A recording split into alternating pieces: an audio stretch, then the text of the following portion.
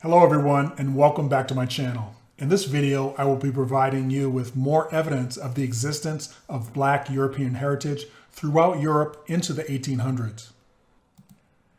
There is a widely accepted notion that the first large group of Africans, often referred to as Moors or Blackamoors, conquered a white-controlled Spain and Portugal, ruling it for 700 years, and thereby bringing Islamic control over the region.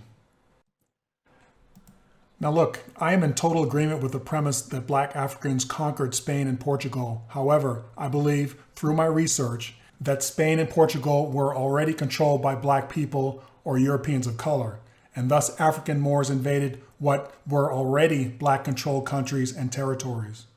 Many historians today want you to believe not only were the Spanish and Portuguese people of white complexions, they want you to believe that African Moors also had white complexions. All right, so those of you that have seen my videos know I have shown you that Europe as a whole was originally populated by dark-skinned people who immigrated to Europe from Africa thousands of years ago as they expanded out across the continents. Although, as a side note, this theory of Africa being the starting point of humanity is being challenged by several historians and researchers, including one named Graham Hancock. His book, America Before, The Key to Earth's Lost Civilization, published by St. Martin's Press in 2019, rediscovers very old, if not older, evidence of humanity in the Americas. Now that said, I believe the oldest bones discovered are still shown to be from Africa, so until proven otherwise, that will be the starting point for humanity in my estimation.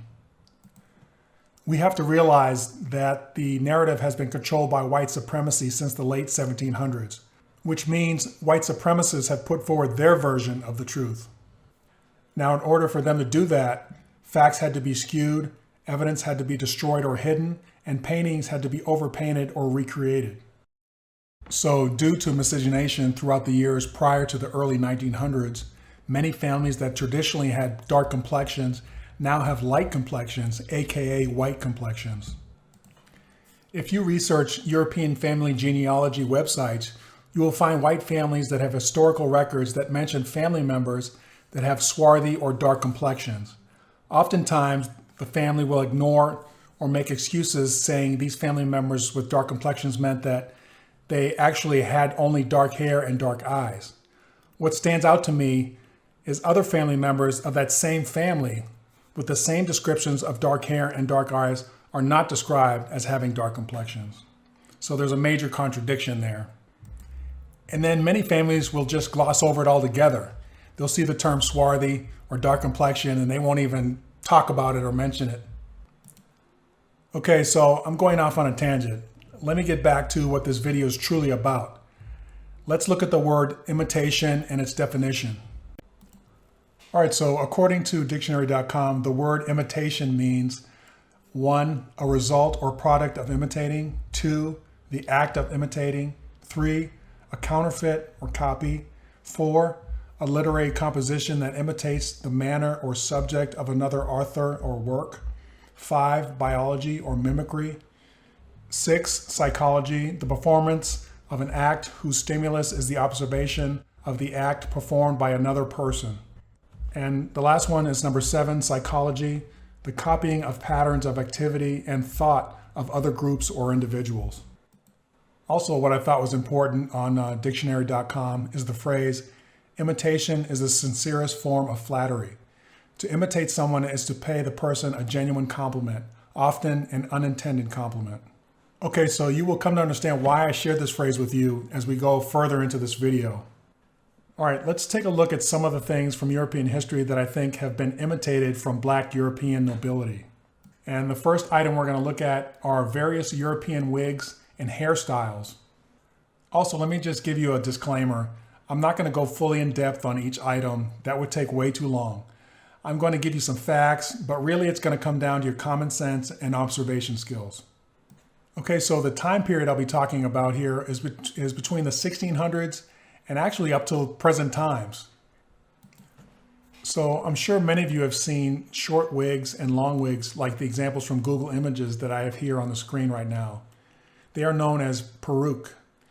and these wigs were generally made from horsehair. They've been worn by British judges and attorneys, or barristers as they are called in England, for centuries. They were also worn by court officials throughout the British Empire in countries like Malaysia, New Zealand, Pakistan, Sri Lanka, Ireland, Scotland, up until recent times. So from what I've read, many courts have recently gone away from the practice. And according to chamberstudent.co.uk website, it says judicial wigs today are normally made of horsehair. Henry III of France made them on fleek in 1574. And by the 1680s, anyone was sporting these hairy hats. They were originally used to keep hair clean, but people got all competitive and, as ever, bigger meant better. I don't agree that the reason these wigs were worn had anything to do with keeping someone's hair clean. I believe it was fashionable because the nobility naturally had these hair textures and styles. You know, maybe it's just me, but even back then when you wanted to keep your hair clean, you'd put a hat on just like you would today. Just like fashionable people today, for instance, maybe Beyonce, Kylie Jenner, or LeBron James, people will copy their hair, clothing, and accessories. Call me crazy, but I think that's always been the case, whether it's 200, 300 years ago or now. When people see something and they like it, they're going to copy it. It's just the way people are. All right, so according to judiciary.uk, until the 17th century, lawyers were expected to appear in court with clean, short hair and beards. Wigs made their first appearance in the courtroom purely and simply because that's what was being worn outside it.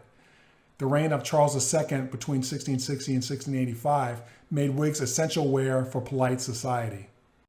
So basically, if you're going to be in polite society, you want to fit in. So you're going to copy whatever's the norm. And if the king's wearing something, hey, guess what? We're going to wear it too because we want to be just as bad as him. Now, I doubt many of you have really taken a good look at these wigs up close and then wondered why they were made to look like they do. And then something that just really jumps out at you right away, and it's pretty obvious, is that wigs were made to cover up someone's real hair.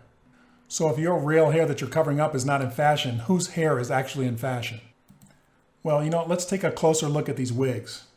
Here you can see on the screen 2 common short wigs. I'm going to go ahead and zoom in so you can see the real texture of these wigs.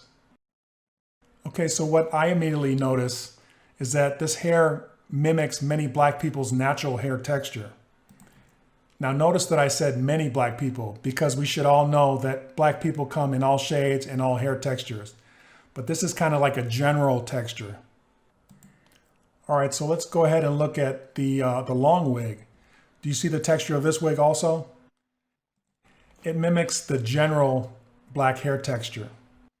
Even the long side pieces mimic a person with very long curly hair. So if the English were all white people with straight hair or even slightly curly hair, why would wig makers choose this particular hair texture and not mimic a texture that was straight and stringy in appearance?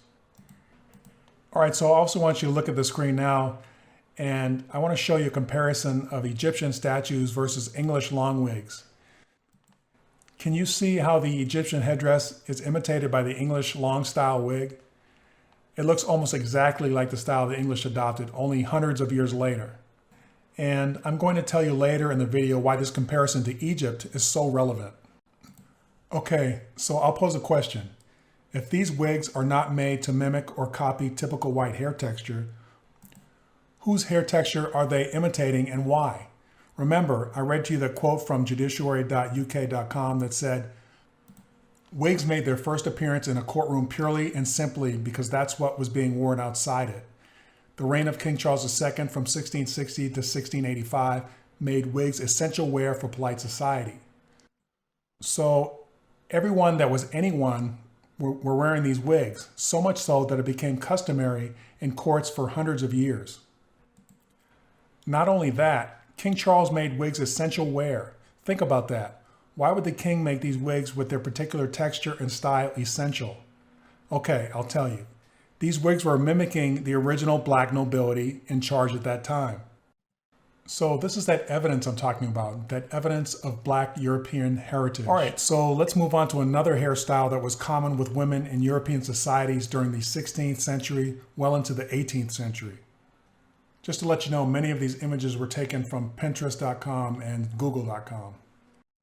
Now this first image is supposedly Elizabeth, daughter of James VI, son of Queen Mary. As you can see, her hairstyle is bundled up and combed up into an afro. You can also see jewelry in her hair or on her hair, and they look like pearls to me with gems. And each one of these images I'm going to compare with another image of people that have this natural hair texture and style. And now I want you to ask yourself, why would these white women choose to have this particular hairstyle and texture? All right, so let's move on to the next image. And this image is of Lady Mary Sidney. She was the Countess of Pembroke. And you can see her hairstyle is, again, like an afro, and you can see the texture there as well. Very tightly curled hair. Also, for some of these women, their hair texture is particularly nappy.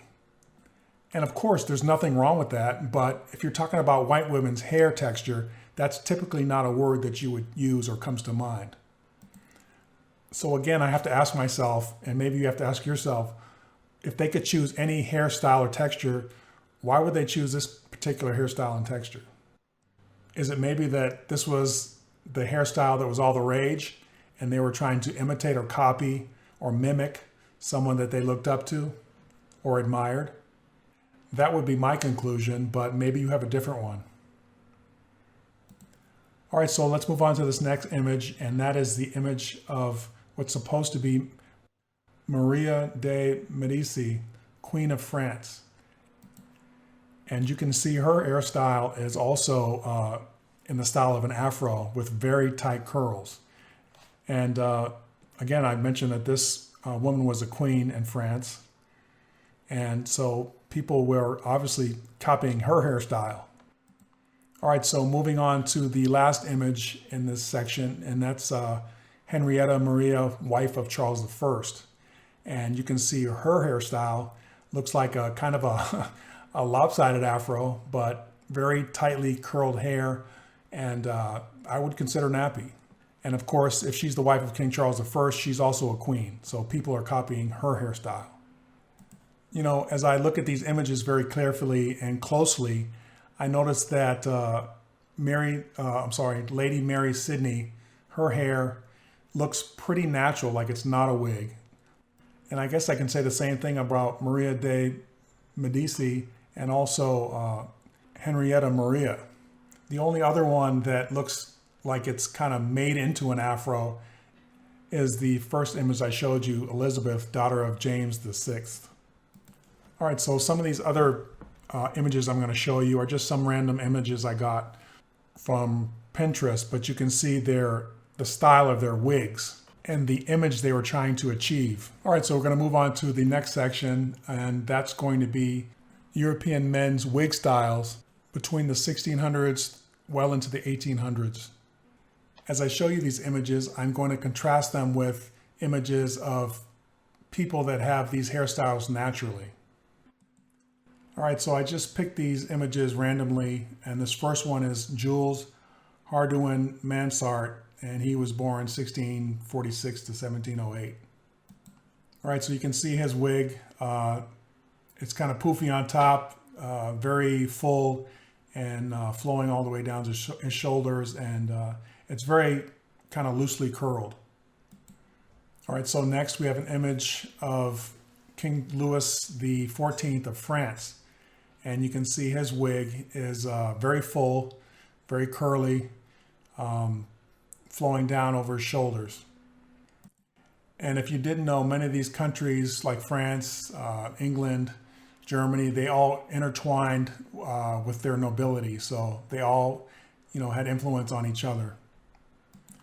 All right, so the next image is of a French judge, Nicolas de Laguerre, and I know I botched that, born 1656 to 1746. And you can see his wig there, again, very full, kind of up and poofy on top and coming down the sides over his shoulders. All right, so the rest of these images that I'm going to show you are just of random European men with their various styled wigs that they chose to wear at that time.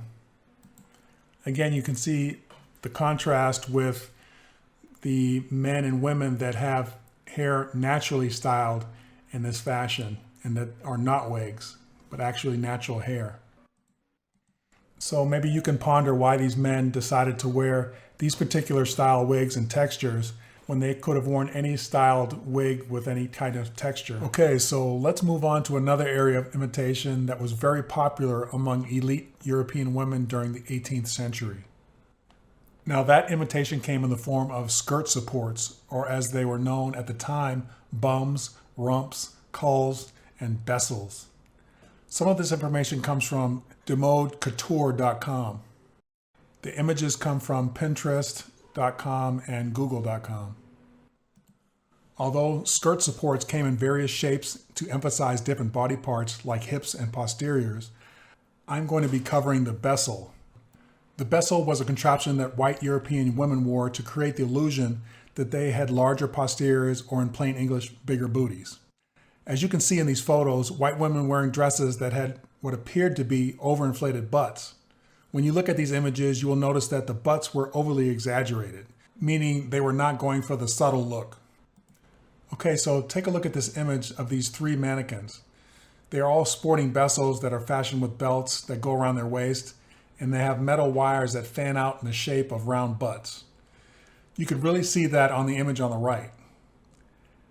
Now check out this image with multiple styles of bessels, both short and long styles, all of which create the illusion that the women wearing them have much more ample booties.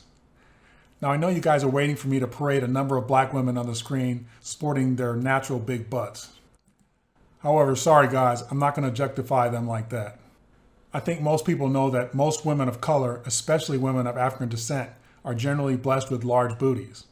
In the past 20 years, there have been lots of women paying for or trying to create bigger booties through surgery, injections, or plain old sweat and tears in the gym. Anyway, my point here is that these white European women were again imitating the real thing, which they, in my opinion, saw on the black women of nobility in Europe.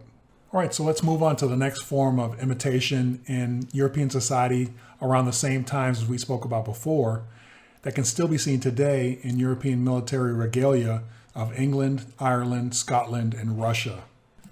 Okay, so take a look at these photos from Google Images. You can see the headdresses or helmets and kilts, aka men's skirts. Both of these pieces of wardrobe have long traditions in these countries, but where do they stem from? Again, because of white supremacy and cultural appropriation, we have to draw our own conclusions from observations, clues, and good old common sense. You know the saying, if it walks like a duck and quacks like a duck, it's a duck. Now you may have noticed that I mentioned cultural appropriation. The reason I say that is, if these people are imitating black nobility of Europe in history past, then they are culturally appropriating their attire. All right, so let's first talk about these bearskin caps, or these large black fur helmets that are worn by the Queen of England's Royal Guard. They're also worn by the Royal Scottish Guard as well. So the information I'm about to present to you comes from the website citywanderers.com, and the particular page I'm looking at and reading from is from the tab on the website dealing with London in particular. All right, so it goes on to say, although not worn by yeoman warders, and yeoman warders are the other British Guard that protect the towers of London. But then it goes on to say, the fuzzy bearskin caps are an iconic feature of the Royal Guard's uniform. The origin of these seemingly excessive helmets date back to the 18th century. At the time, the gunner and British and French armies wore these enormous bearskin caps to make them appear taller. This was believed to intimidate their opponents. The French Emperor Napoleon dressed his imperial guards in similar hats while he was in power in the early 19th century. During the Great Battle of Waterloo, these British defeated Napoleon's army. They collected the bearskin caps from the corpses of Napoleon's men and brought them home as trophies. All right, so the next paragraph goes on to say, curiously, these caps are secured under the lip of the guards by a curved chain as opposed to under the chin. This is to protect the guard's neck in combat. The hat is so heavy that even if it was tied beneath the chin and the guard was shot during an attack, causing the hat to drop backwards, the guard's neck could snap in the process. The bearskin cap is said to get its name because inside is a cap that fits snug to the head of the wearer. All right, so let's just unpack this for a second. They're saying that the reason they wore these tall helmets or furry bearskin caps was because they were believed to intimidate the opponents. I don't think so. I think they're so ungainly and heavy looking, and apparently they say they're heavy, that I can't see going in a battle with these and them not being a hindrance to fight, especially hand to hand. So that kind of doesn't make sense to me, but it sounds like a typical way of deflecting from the real answer. And furthermore, I can see wearing them in ceremony, but definitely not in battle. And they're saying they wore them in battle. So there really had to be a much more significant reason why they would wear them even into battle. In my mind, I'm guessing they were honoring soldiers in the past who actually had hair that resembled these large, tall bearskin caps. All right, so let's do a little more digging and see if this bears out. No pun intended there. All right, so let me show you some comparisons between these soldiers and men and women that could actually grow hair to stand up that tall on top of their heads. And those people are generally people of color and generally people of African descent. So let's take a look at these photo comparisons and see if you can make up in your mind if my theory is far-fetched or actually does it make sense. All right, so let's move on to the Russian soldiers, and these are Abkhazian tribesmen, and they had particular uniforms and they also had their own type of helmets or hats. Now I'm getting this information from abkhazworld.com, and the title of the article is Object of Pride, the History of Abkhazian Male Dress. Now, as you look at these images of the Abkhazian tribesmen or soldiers, you can see that they're wearing these fur hats. And you can tell that some of the hats are kind of round shaped. They're kind of tall, but not as tall as the British and Scottish bearskin caps, but they're definitely textured, and they look very much like black African descent type of hair. Also, some of these hats have flat tops, and some of them are a little more rounded. Anyway, my point here is to emphasize the style and texture of these fur hats. Again, I've seen a lot of different hats worn by different military soldiers throughout history and throughout the world.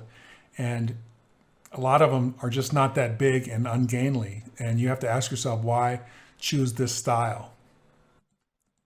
I also wanted to show you a few images of black Abkhazian tribesmen, because there were black Abkhazian tribesmen, and I believe they were the original tribesmen that were replaced, of course, by the lighter complexioned tribesmen later on in history.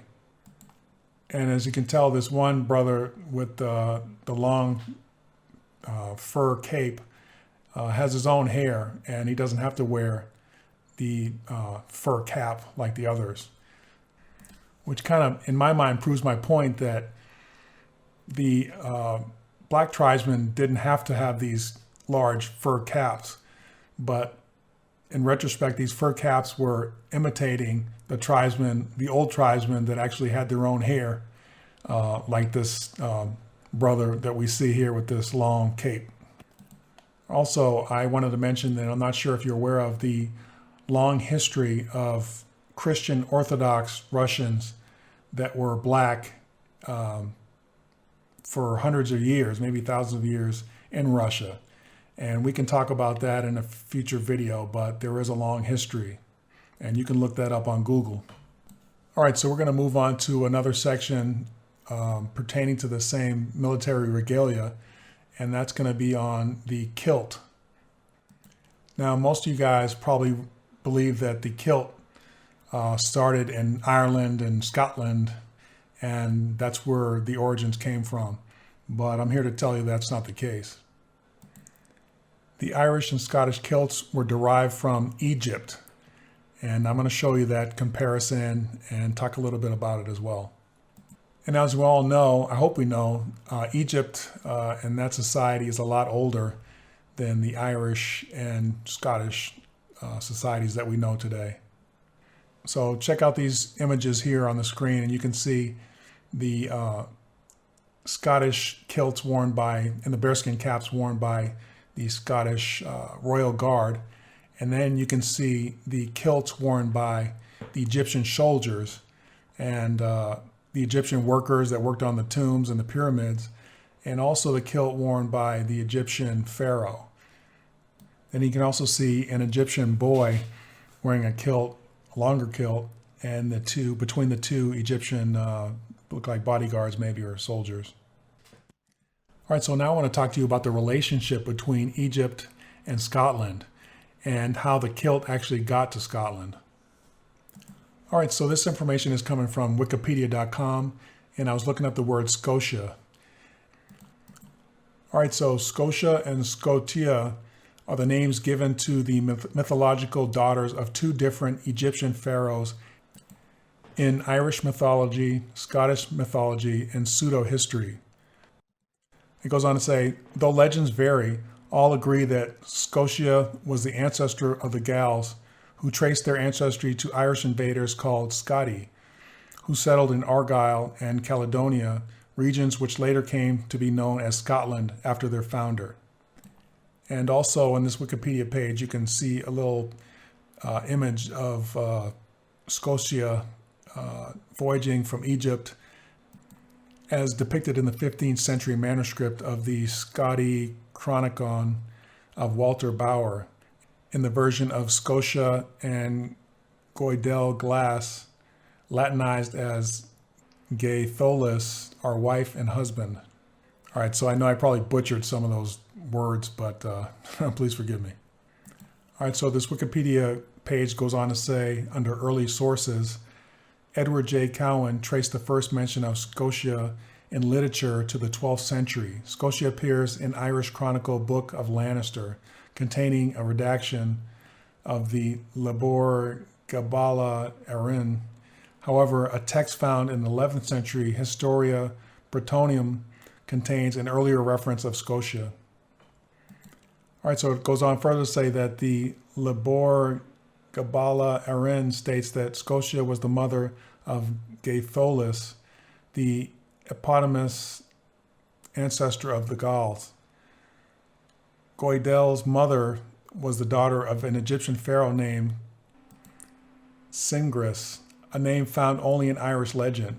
She married Goidel's father, Newell, son of Phineas Farsed, identified as son of Gomer, a Babylonian who traveled to Scythia after the collapse of the Tower of Babel. All right, so it goes on to say, Newell, son of Phineas, returned to Babylon as part of an effort to study the confusion of languages. He was a scholar of languages and was invited by Pharaoh Singris to Egypt to take Scotia's hand in marriage. Scotia and Newell's son, Godel, is said to have created the Gaelic language by combining the best features of the 72 languages then in existence. In Fordun's early Scottish version, Gaethios, as he calls Goidel Glass, is the son of a certain king of the countries of Greece, Neolus or Heolus by name, who was exiled to Egypt and took service with the pharaoh, marrying Pharaoh's daughter Scotia. The Lebor Gabala Erin describes him as a Scythian. All right, the next paragraph, it says, 12th century sources state that another Scotia was the daughter of an Egyptian pharaoh contemporary with Moses. Scotia married Newell's son, Gaethios, the founder of the Scots and Gaels, after they were exiled from Egypt. Other manuscripts from the Lebor Gabala Erin contain a legend of Scotia, who was the wife of Godiel's descendant, Mil Espien of ancient Iberia, This Scotia's grave is a famous landmark in Minster. There is also a very interesting video on YouTube called Queen Elizabeth is a Descendant of Hebrew Egyptian Lineage. And I'd like you to check that out. It's very interesting, and it goes into the connection between Egypt and the British royal family.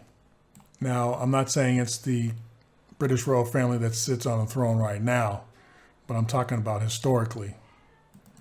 All right, lastly, I'd like you to look at this image I have on the screen now and the comparison between Egyptian pharaohs and their headdresses compared to what the long wigs worn by the British barristers in the courtrooms in Britain. Again, we've already talked about their texture, but now you can see where the style came from. And again, it wasn't to keep their hair clean. And now hopefully you realize how ridiculous that explanation is for these wigs. All right, so we've covered quite a bit, but my goal was to not make this video too long this time. I just wanted you to again see that there is actual visual evidence of Black European heritage, even though it's covered up with lies and deception. The information is there if you want to see it. I'm going to put a link to the video I mentioned about the British royal family's link to Egypt in the comments section. I know that many of my subscribers are asking for more frequent videos for my channel. I truly apologize for the delays. It's been a tough year, as most of you have experienced. I actually contracted COVID-19 and was out of action for quite some time. Anyway, I'll do my best to get out more videos in the future. Thank you so much for hanging in there with me.